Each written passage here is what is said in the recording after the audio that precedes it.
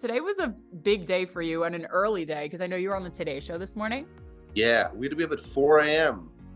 Oh I've my been up goodness. at 4 a.m. before, but I'm usually on the other side of 4 a.m. So Yes. being on this side of 4 a.m. is out of my comfort zone for sure. And then I put on a fancy suit with a yellow turtleneck, also new things. Okay. And then I sang a new song. How was that performing the good parts? Because I know that's what, like the first time probably that you're performing it on TV. It was the first time on TV. I really love that song. So it was nice to be able to sing it for people and cameras. This was the first time I played it with the band, which felt amazing. And all of the TV show hosts said really friendly things, which was great for my confidence right before I sang. So that was a win. Now let's talk about the song because it just came out on Friday. Congratulations to you. Thank you. Writing, recording process. I know you're a songwriter at heart, so tell me all about this creative process for this song. So the inception of the song happened where a lot of the songs on the album first started, which was during a month I spent in Colombia in April, where I lived there for a month. I took Spanish lessons in the morning, and then I went to the studio and wrote every day. Okay. So a lot of the ideas either started and finished or just started there. So the good parts was an idea I had just for that chorus. I brought it back to Los Angeles in a session with Mags Duval and Ryan Marone. We talked about the possibility of holding on to the really beautiful parts of a relationship, even if that relationship ends. The idea that we all found quite sad, that a relationship ending meant you needed to pretend it was all because I don't think it's always like that. And then talked about what those beautiful moments were, how we were going to try and hold on to them. Originally, the lyric at the beginning of the chorus was cauterize my heart, trying to hold on to the good parts. And I really liked the visual of cauterize because like you're literally burning something to stop it from bleeding. Yeah. There was like a violence in that felt accurate to me. But upon singing it, cauterize, it sounds like it caught her eyes, and I didn't know how to navigate that challenge. So we landed on fossilize instead, which I really like also because, you know, there's an indefiniteness about fossilization and also dinosaurs. I did get to listen to the song. It's a great song.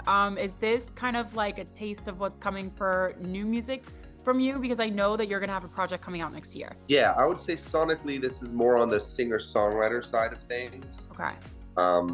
Things definitely get sonically explorative beyond where this one is, but I would say it's all wordy, it's all sentimental, and musically it's all that I smile when I listen to it. Oh, that's great. Because if you love the music, then obviously everyone else is gonna love it when you put it out. Yeah, who knows what other people like? I have no semblance of a connection to other people's taste, but I generally know what my taste looks like. And one of the most revolutionary things I think I did in my own music making process was recognizing that my taste was rather basic. And what was going to make it connect with other people was not some exceptionalism about my taste in music, but actually just what made me a reasonably basic human being.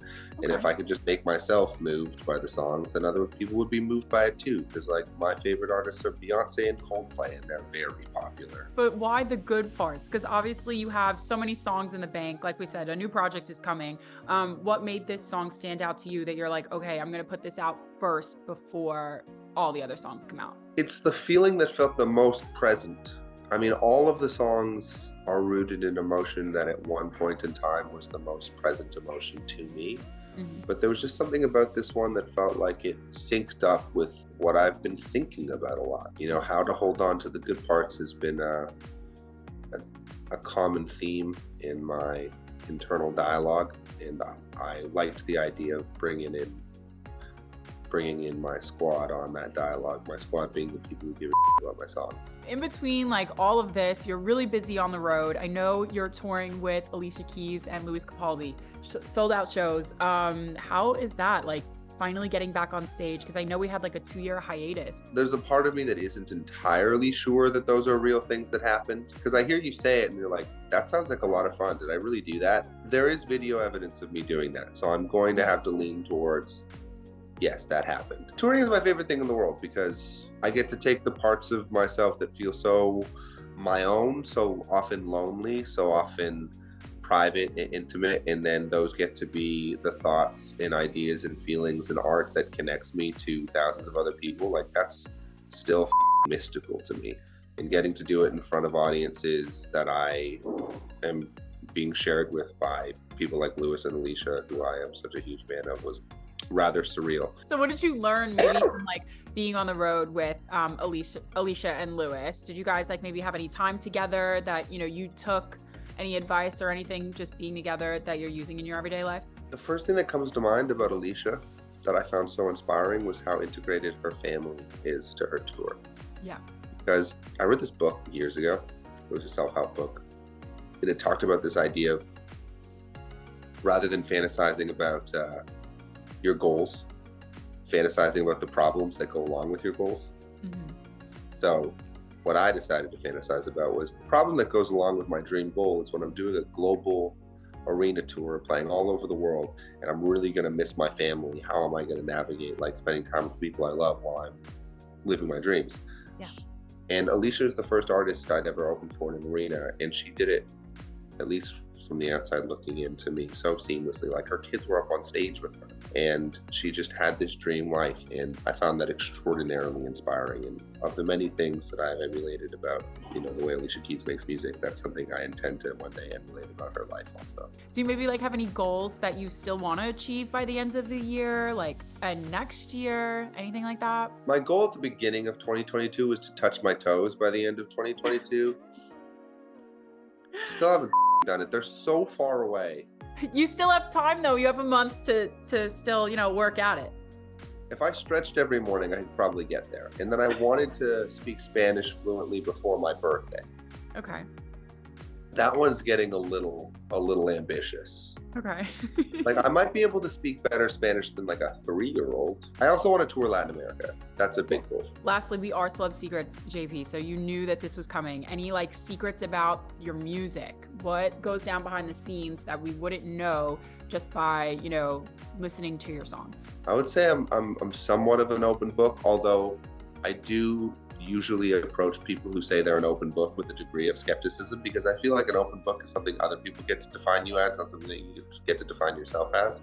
Give me a category. Okay, so like fun facts. Like, is there like a fun fact about yourself, or even like when you're getting creative that people wouldn't know about you?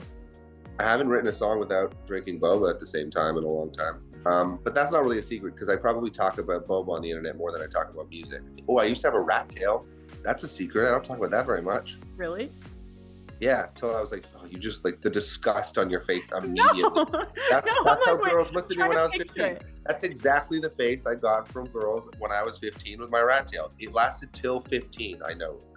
Really, really disappointing decisions made by JP. If I could show up for 10-year-old JP and be like, hey, it's time, cut off the rat tail, he probably would have had a better time being 13, but him having such a hard time being 13, 14, and 15 may have contributed to, you know, the identity I get to now have as an adult. It was like character building rat tail induced trauma. I don't know why or how or with what reason that small, strange ginger boy made the decisions he made, but that was one of the decisions he made.